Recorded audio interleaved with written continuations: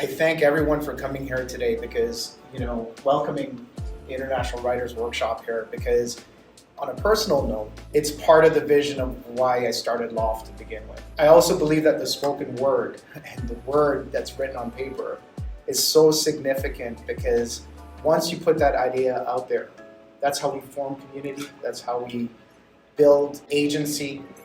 And so the fact that you're here today means so much to Lauft because it is part of the vision.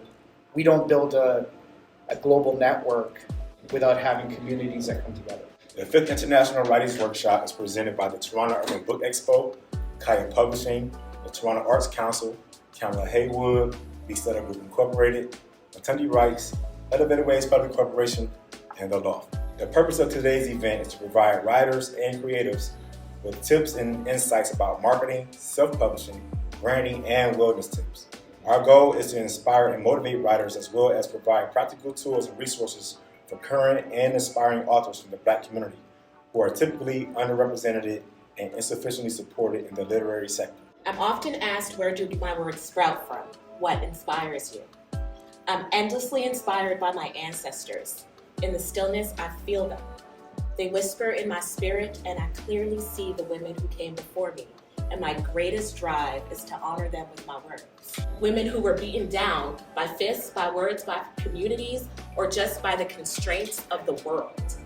Beaten into the boxes, corners, and crevices they were shoved into, forgotten, unable to flourish. That's where my words sprout from, where I find my strength, where I learned that so many women in my lineage were broken, and I needed to break that. And I didn't blame them. But in order to not only survive, but to thrive as a woman, as a mother, as a sister, as a friend, as a writer, I need to acknowledge the pain, but embrace the joy. This is a question for both of y'all. How many books have you guys published? I do have 2 books. My first book, Deeper Reflections of Life, Words to Inspire the Heart and Uplift the Soul, came out in 2018. It was in honor of my late wonderful mother who mentored hundreds of students for the last 20 years of her life. My second book is called 365 Empowering Stories. It is a compilation with various entrepreneurs from across the GTA. We all share just our stories of resilience, inspiration, our entrepreneur journeys as well. So that's it for me, and of course I'm working on other books. I've written and published 5 books. My first book was titled How Success Became My Focus, which is an inspirational autobiography that discusses poverty in Cleveland, hurdling obstacles, and achieving personal success. My second book is titled Cultivating Minds to Own Thyself, which teaches you how to own yourself in a world that tries so hard to make you become something that you're not. The third book is In Between These Sheets. It's not a freaky book, okay? It's a metaphor book for open the pages and look inside. So a lot of good information to help you navigate this world that we are into. So a lot of inspirational stuff. How do you avoid burnout? To prevent burnout, I always use these power naps. I can sleep for about 30 minutes and I'll be good for the next day or so. That's bad. I don't encourage that. But I guess once you program your body to do what it needs to do, then you're pretty much good to go. So I had to master the power of saying no. There is power in saying no. I used to be very, yes, can you do this? And it's due tomorrow, sure, I'll get it done.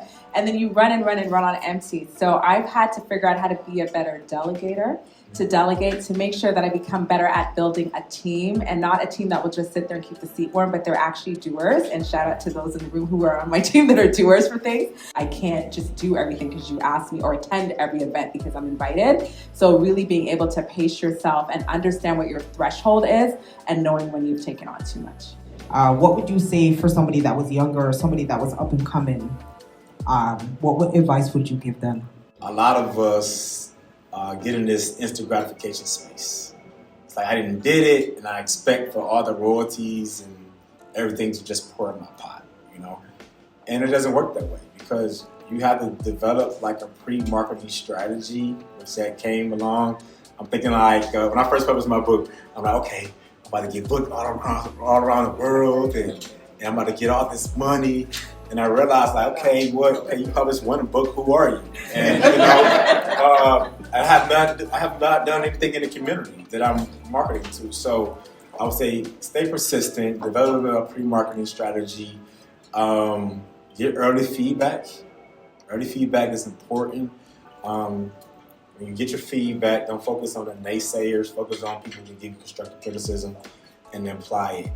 So stay persistent. I say to my younger self, don't be so worried about how other people will judge you and be such a hard critic on yourself. Like, put it out there, because you just never know who it can help, who it can heal, who it can inspire. So I do wish that I started sooner. And so if you have the idea of being an entrepreneur, don't wait for that perfect moment. Don't wait till you're laid off like I was and I had to start the business, right? Because I'm like, okay, now I don't have a job. I got to use all my creative juices and start this business. And it is my plan A, my plan B, my plan C. Like, it has to work. But I find having that confidence from an earlier age is better, because then you can get even further than the delay and the second guessing. Well, it has to be the right moment. I got to have, enough capital for this business. And you start just thinking in your head, then you live in your head and nothing gets done. So sometimes you have to take the leap of faith.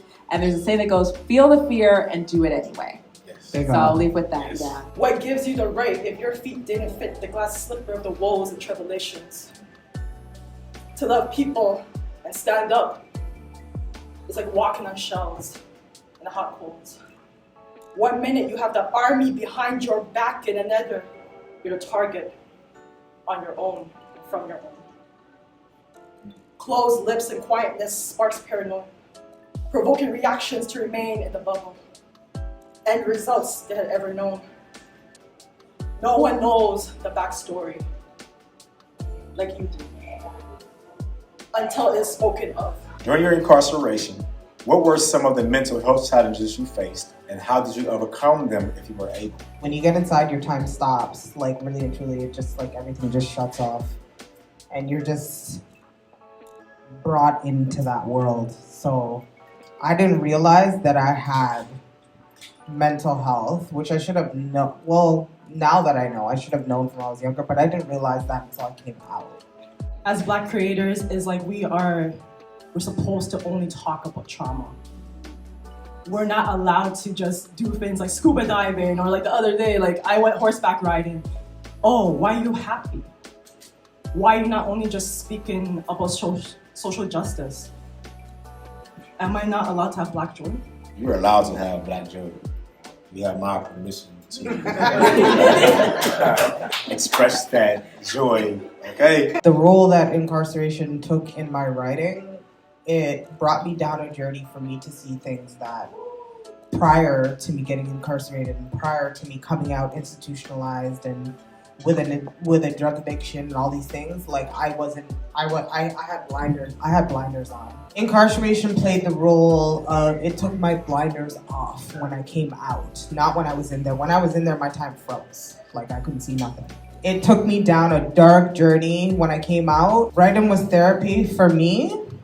And what it did was it opened me to an avenue and a door where I was, like I said, I was in a dark place. I realized that, I was trying to hide from my family, my friends. Like, I wasn't seeing nobody. And what writing did, and when I started to get out slowly, I started to use it as my therapy. But then it started to show me this light gradually. Took years, actually.